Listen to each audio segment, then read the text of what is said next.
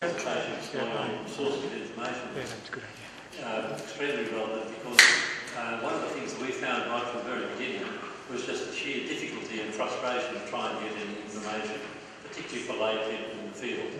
And what Howard told us this morning laid that field bare. And then Guy, in his presentation before lunch, pointed out to us the great complexity of the issue and how difficult it is to conduct the sorts of studies that we in our, relative naivety thought might be able to be done fairly easily. I'm sure we'll hear more about that over the next couple of days.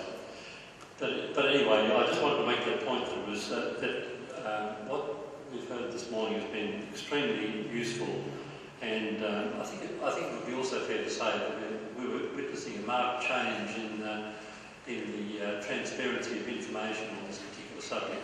It's a transparency that wasn't there 5 years ago. So thank you to everyone who contributed to that.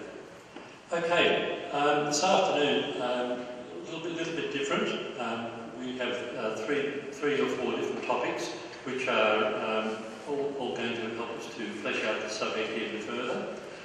Our first speaker is Joanne Everingham, who's from the Centre for Social Responsibility in Mining at the University of Queensland. Joanne is a qualitative sociologist whose work focuses on governance and social aspects of sustainable development and action to ensure community well-being. I understand from talking to Joanne that they are active not only in Australia but in a number of overseas countries as well in this particular field. But today she's going to share with us her insights from social impact studies in the Hunter and elsewhere. So would you please welcome Joanne Everingham.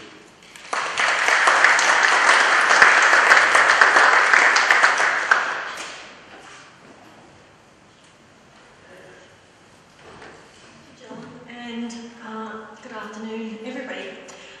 So my rather poetic title here is trying to suggest that there may be some lessons from social science research that also have pertinence to us understanding the sorts of risks that we're exposed to or fear we may be exposed to in regions with a lot of industry and air emissions.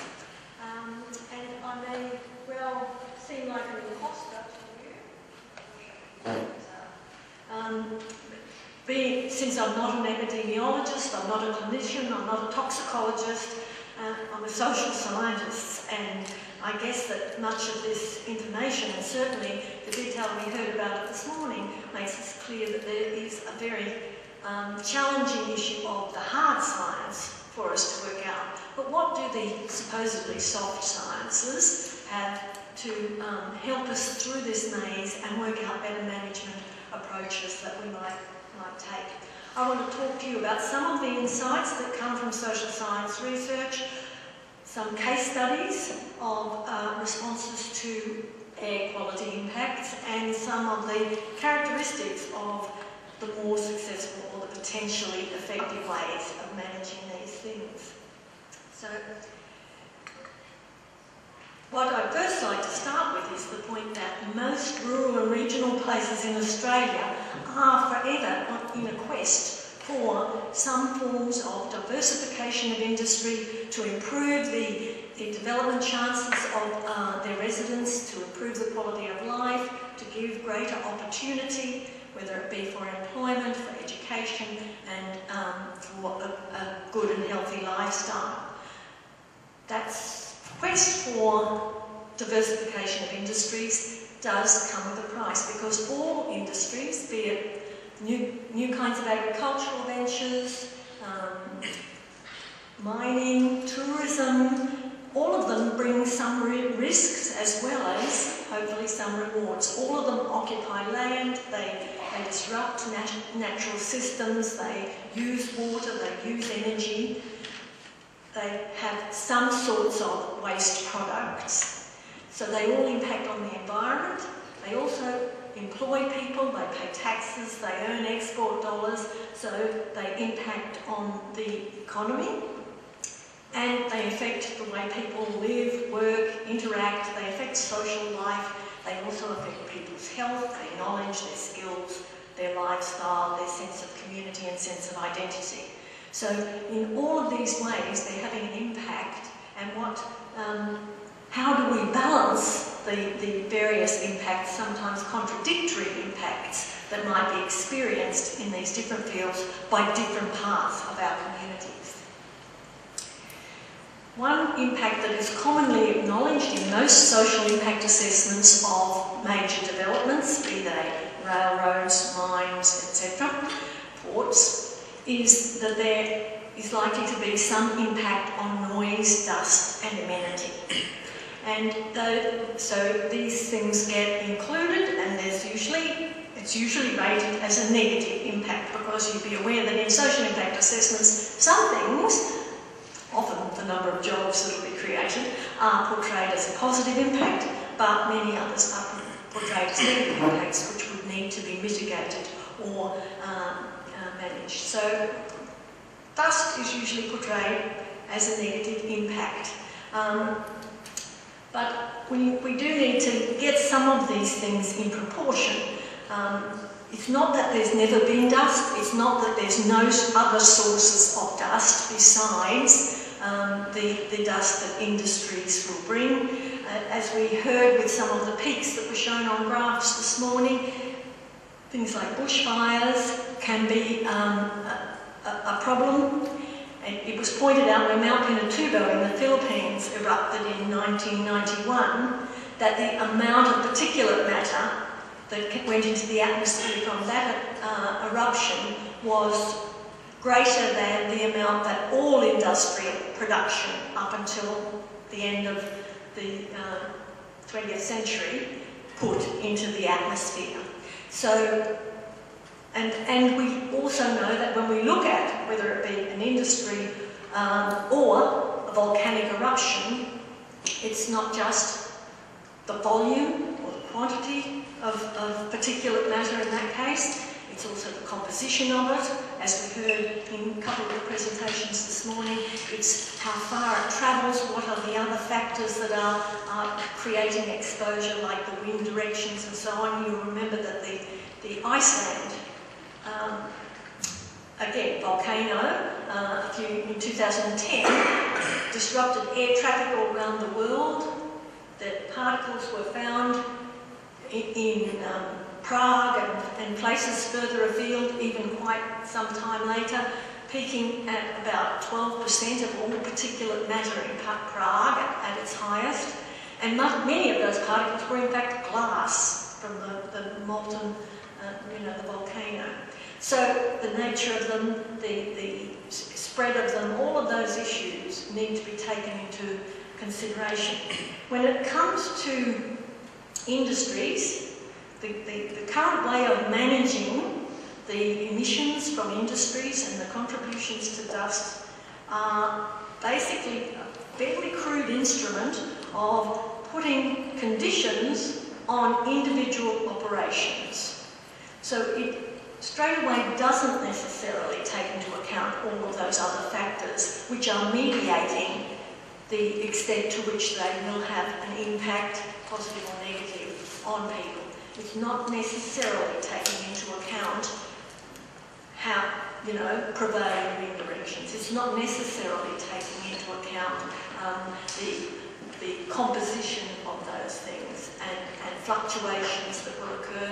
And it certainly doesn't take into account very well the interaction of one industry with others of the same industry, or even more, one industry with other different kinds of industries. So these sorts of complex pictures and the management of them are not really being built into the systems that we've got at the moment. And that's partly because the impacts on people and on society and social relations are pretty hard to define and measure. We've heard this morning lots of complications about defining exposure and measuring health effects and attribution and so on, and it's no different. In fact, in some respects can be more complicated with some of the human and social effects. we do need to, with these sorts of effects, as much as with the scientific ones, be careful about what we're counting, what are we measuring, deciding what it is that we want to look at. And the old adage is we need to research what counts, not just what can be counted. And so that's just a sense of introducing the idea that values are very important here, as well as the significance of things. So that's one of the challenges. Another challenge is that human responses are not very predictable.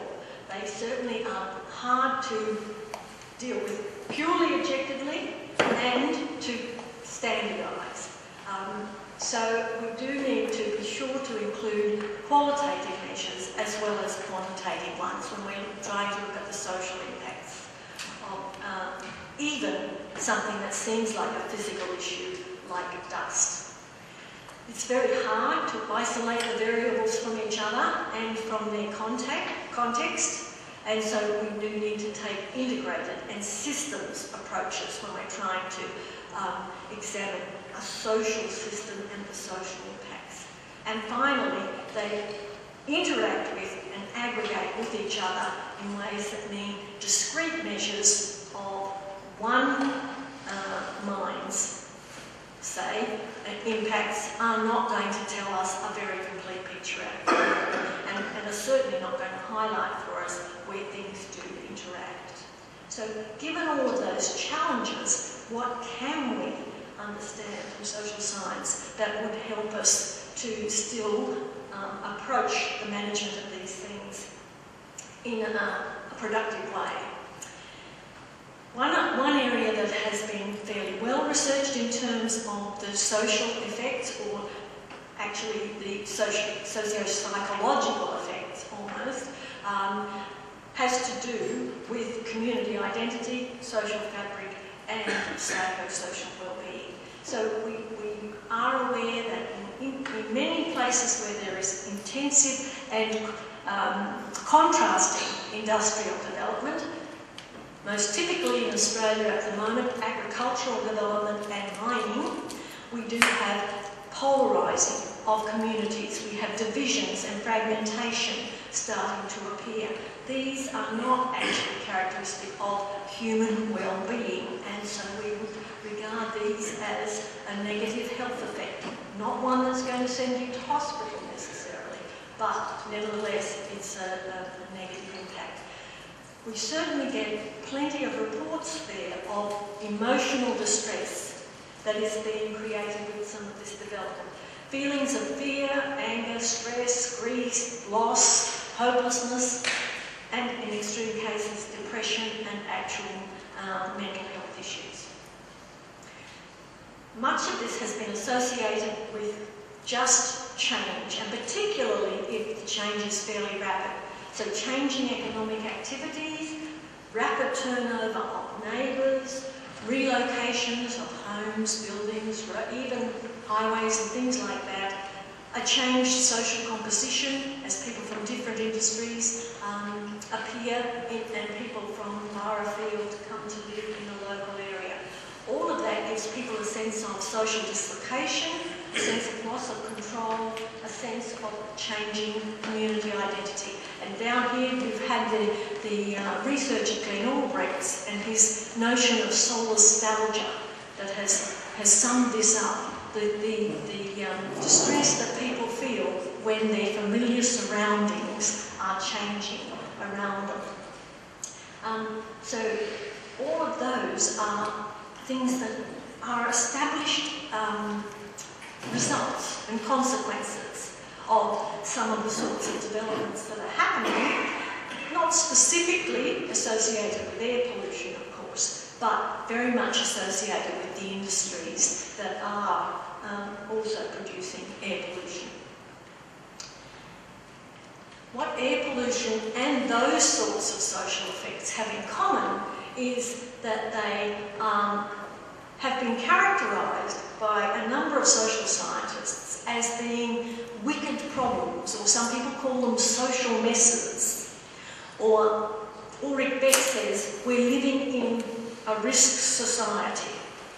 They're all drawing attention to the fact that some of the problems we are now facing and some of the issues that now need to be dealt with have certain characteristics that it's very hard to assign the causes of things. The chain of consequences and the interactions that are happening means that tracing back to the causes is difficult.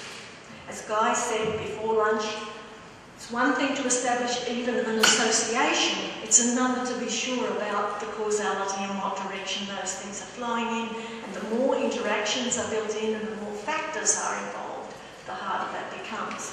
So that's one thing, and that connectedness is another one of the characteristics that these sorts of writers talk about.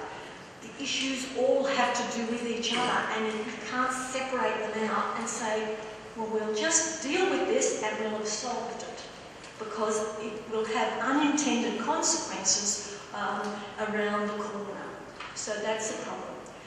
Most of these issues involve multiple stakeholders, and the stakeholders have different interests and different values. So there is quite a degree of conflict and tension inherent in most of these situations. There is not consensus around them, and balancing those interests and those different perspectives and different values is a real social skill, and a skill that is not necessarily found in society's decision makers, because this has not been so much what we expected of problem solvers in the past, when it was possible to think like an engineer and work out a linear progress towards eliminating the risks along the way. The problems, and that was certainly said a number of times this morning, are complex. There are many dimensions to them which we have to take into consideration. It is not, as John has said, as simple as we perhaps naively think when we start out. There are many different dimensions that need to